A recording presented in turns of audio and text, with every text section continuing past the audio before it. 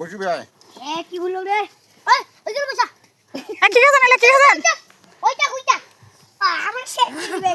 আগে কুড়ি মাটি। ওই সব ফেলে দিবে, ওই সব ফেলে দিবে, এলা ফেলে দিবে। মরুন নিচে। তাই তো। দেখো আমার ছেলের কাণ্ড। কচি কচি পেয়ারাগুলো পেরে এই যে সবাই মিলে কি লবণ নিয়েছে, মরিচের গুঁড়া নিয়েছে, নিয়ে দেখো কিভাবে খাচ্ছে।